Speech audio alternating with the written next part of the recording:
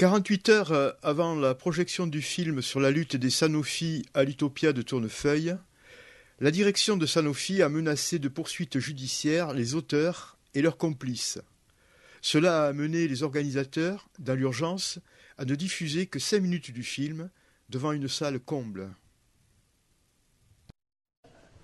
Juste une précision par rapport à la décision qu'on a prise avant de parler du contexte des images que vous allez voir. Il faut savoir effectivement que les images ont été faites lors d'une entrevue. Une entrevue s'est déroulée dans un amphithéâtre, donc il n'y a rien de... On ne va pas dévoiler des choses qui se passent dans des labos. Les images ont été faites face à la direction qui a vu les caméras rentrer dans l'amphithéâtre, qui ne s'y est pas opposée, qui ne nous a pas demandé de ne pas filmer ou de poser les téléphones portables à l'entrée de cet amphithéâtre. Donc déjà, ils étaient au courant que des images étaient en train de se faire. Après, c'est l'utilisation qui pose un souci. Aujourd'hui, on a pris cette décision également pour ne pas mettre en porte-à-faux, alors je vais dire non pas les diffuseurs, parce qu'effectivement, Utopia est un support énorme et nous soutient par rapport à ça. Et aujourd'hui, on a eu plein de propositions de diffusion. Donc ce n'est pas la diffusion qui nous inquiète particulièrement, c'est plutôt les auteurs des images. Et aujourd'hui, on est dans un combat qui est difficile, et le but, ce n'était pas de remettre des salariés à nouveau en difficulté par rapport aux menaces de la direction, parce que ce sont des menaces tout de même. Donc l'idée a été de protéger ces salariés qui ont fait les images. On va travailler effectivement à prendre des contacts juridiques ou avocats pour voir ce qui est du faisable et du non faisable par rapport aux images que nous avons, comment on peut retravailler le documentaire. Mais clairement, sur ce point-là, on ne lâchera pas non plus. On constate une fois de plus aujourd'hui que Sanofi fait des parties d'une bande de voyous. Des voyous qui saccagent l'outil industriel, mais qui même des voyous qui nous empêchent de regarder, puisque je crois que je suis à peu près comme tout le monde ici, j'aurais bien aimé entendre leur réponse en fait. Et comme vous ne pouvez pas le diffuser, on se demande d'autant plus qu'est-ce qu'ils ont bien à cacher qu'on ne peut pas voir. N'importe quel Toulousain un petit peu perspicace a très bien compris ce dont il retourne. C'est la liquidation de la recherche que vous appelez amont, c'est-à-dire la recherche fondamentale qui peut durer des années.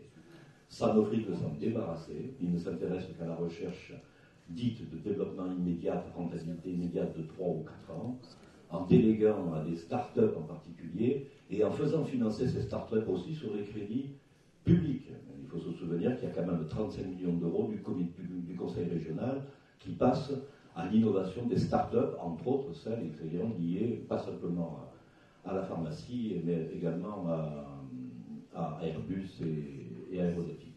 On est aussi dans un paradoxe où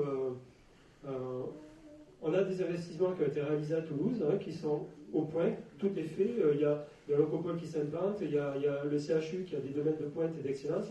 Et là, il y a une décision stratégique dont on ne sait pas si elle est vraiment stratégique, mais elle doit l'être pour diminuer les équipes, parce que la volonté d'aller à Lyon, ça casse une équipe qui est aujourd'hui dans un environnement à Toulouse, où elle bénéficie donc de la chimiothèque, tout ce qui est le patrimoine de Sanofi, bénéficie des équipes qui font du screening, elle bénéficie de chimistes aussi, quand il y a des molécules à retravailler.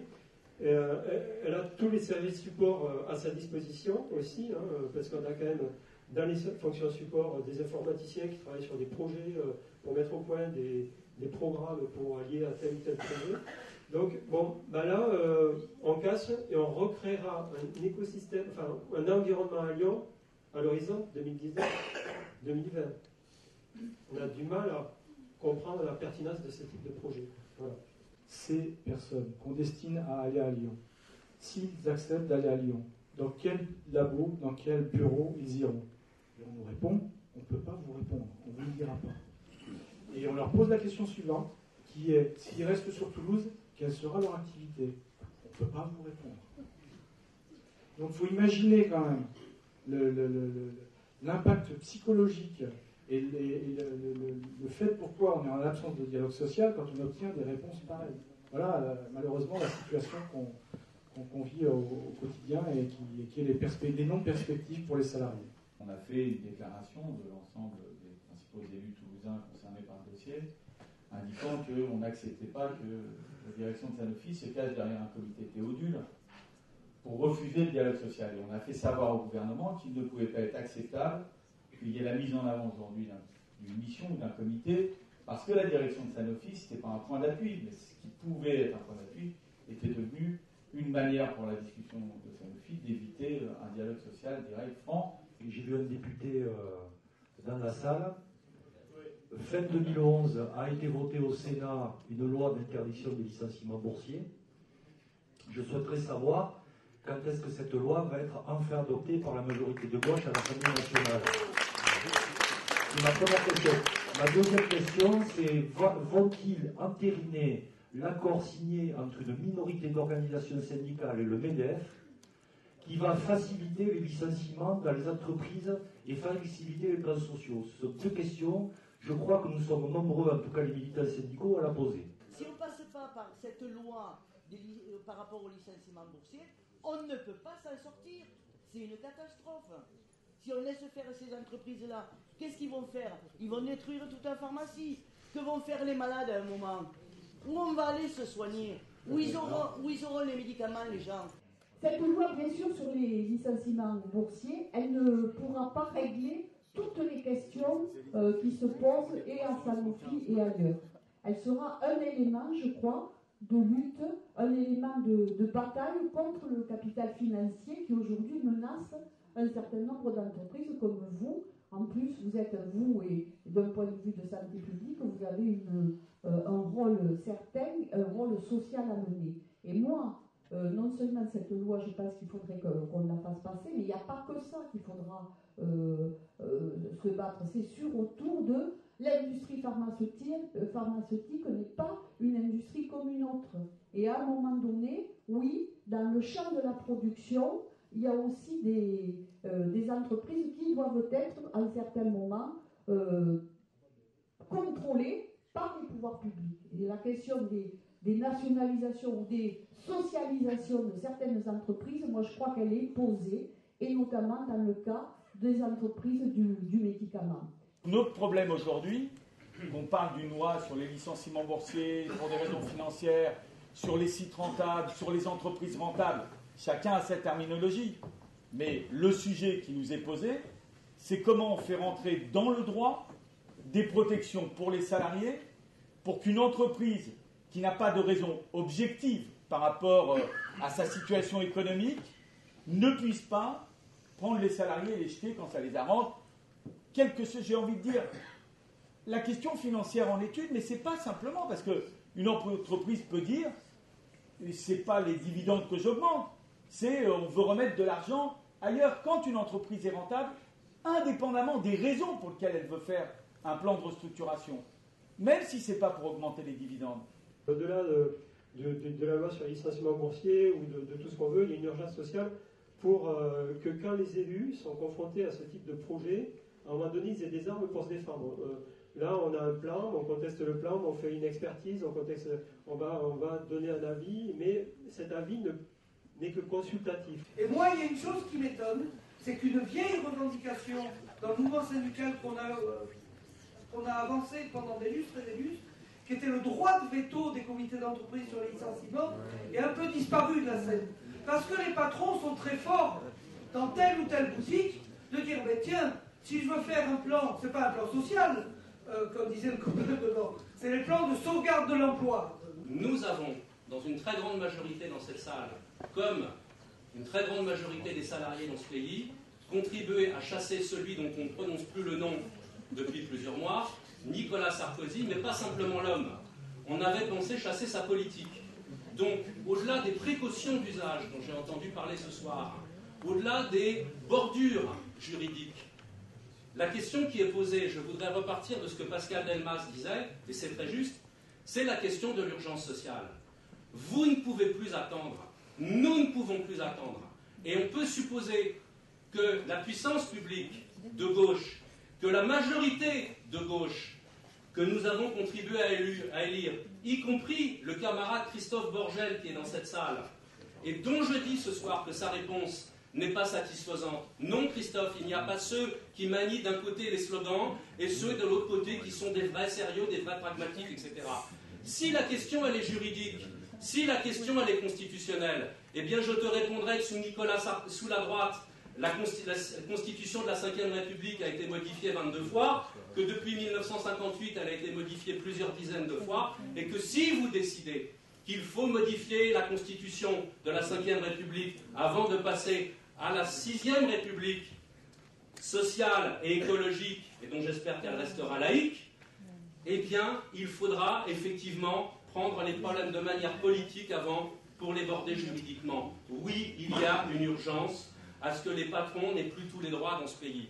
Et pour reprendre la formule d'un philosophe, c'est peut-être Lacordaire ou un autre qui disait « Entre le faible et le fort, c'est la liberté qui opprime, mais c'est la loi qui protège. » Vous avez la responsabilité, vous avez le devoir en tant que parlementaire de voter une loi qui correspond à l'urgence sociale, celle de l'interdiction des licenciements boursiers. La deuxième chose, c'est qu'en tant qu'élus, nous avons des responsabilités même au niveau local. Il y a des subventions qui vont au pôle de compétitivité, il y a des subventions qui vont au crédit impôt recherche à des entreprises qui n'en ont pas besoin. Eh bien moi, personnellement, je ne vote pas ces subventions. Et même, je dis et j'interpelle les entreprises en disant celles qui font des profits et qui indûment utilisent cet argent pour licencier doivent rembourser les aides publiques. Sur le crédit impôt recherche, il se trouve que c'est un élément qui pose un certain nombre de problèmes, mais c'est par ailleurs un élément qui est un booster de la recherche industrielle dans notre pays. Donc moi, je ne suis pas pour sa suppression. Il y a des débats, on peut regarder ce qu'on demande à un certain nombre d'entreprises, mais je ne suis pas pour sa suppression, c'est clair. On peut avoir un désaccord. La recherche et le développement à Sanofi se portent très bien aujourd'hui. On nous avait parlé d'une falaise des brevets, etc. Mais bon, en termes de développement, on va être la seule entreprise à déposer 5 dépôts de dossiers cette année, enfin le courant de l'année, enfin cette année 2013. Donc, même au niveau de développement, aujourd'hui, on en est au point qu'on va chercher plutôt des entreprises pour co-développer des projets. Parce qu'on ne veut pas assumer seul le risque. Et au niveau de la recherche, ce qu'ils sont en train de faire, c'est qu'on a beaucoup trop de projets. Et ils sont en train de sélectionner les projets, non pas pour... ils les sélectionnent sur le rapport potentiel de ces projets, parce que ça pourrait rapporter demain au niveau financier, et pas tellement l'intérêt pour le malade, il y a l'intérêt pour le malade, mais il y a d'abord qu'est-ce qu'on peut en retirer? Est-ce que le marché sur lequel est ce projet est suffisamment porteur pour qu'on y aille ou pas? Posons-nous la question de qu'est-ce que ça rapporte à quelqu'un comme M. Viderer de continuer la recherche. Parce que cette recherche, qui, comme on l'a dit, est fondamentale et très en amont, elle va émerger dans 10-15 ans. Donc dans 10-15 ans, un financier comme lui, où est-ce qu'il sera? Vous croyez qu'il sera encore un Sanofi? Vous croyez qu'il aura pris le parachute doré, il sera barré? Lui c'est peut-être la direction de General Electric qui vise. Voilà. Il a un intérêt qui est totalement autre.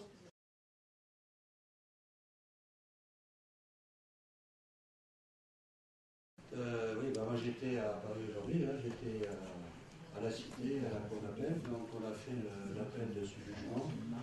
Il y a eu un référé à Évry au tribunal de grande instance d'Évry, où on a été débouté dans un syndicat, là on était en appel. Ce qu'il faut retenir, alors ce qui est relativement rare, c'est que l'avocat général, c'est le parquet s'est invité et a plaidé.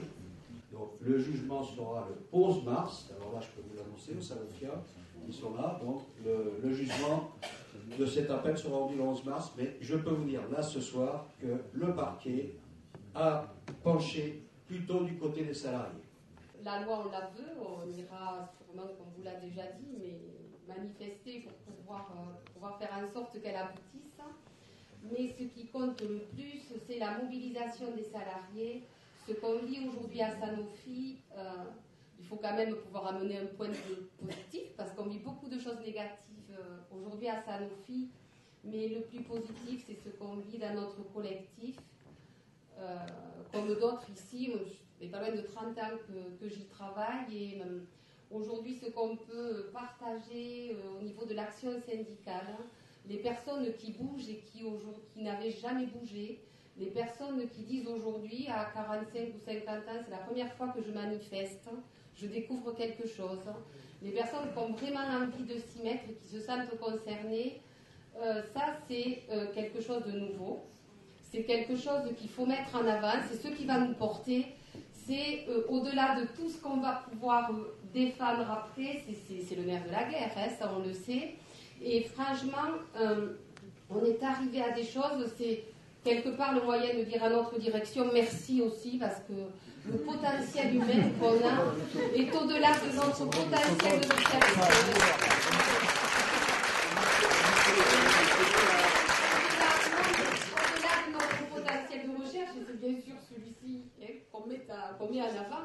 notre potentiel tout court au niveau de Sanofi, de la recherche, etc. C'est ce potentiel humain. On a fait des actions, on parle ici des actions en justice coordonnées au niveau des CE, des CCE, au niveau du groupe. On travaille aujourd'hui avec les autres entités du groupe, avec Pasteur, avec Gensheim, les derniers arrivés, avec l'industriel, avec la chimie, avec des collègues qu'on connaissait comme ça, que de nom, avec des personnes qui avaient des moyens de lutte tout à fait différents, avec ceux qui bossent dans les usines, avec ceux qui bossent en 3-8, avec nous qui sommes en recherche et qui passionnent toujours pour les enfants gâtés du groupe. On bosse ensemble, on a un même objectif. On a l'objectif de dire qu'aujourd'hui, Sanofi a des sous, c'est pour garder ses emplois, c'est pour en créer. Et c'est nous qui continuerons à faire Sanofi, parce que c'est nous qui sommes à Sanofi. Alors, on a besoin de tous, et c'est à nous de le faire dans notre boîte. Ça, on le tient. Voilà. Bravo.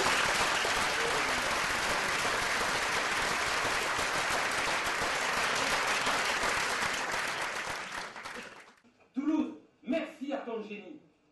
Mes amis de l'Explo ne sont pas des manchots. Grâce à eux, demain, on soignera bien. Alors, écoute-moi bien. Pour un monde meilleur, va faire tes calculs ailleurs.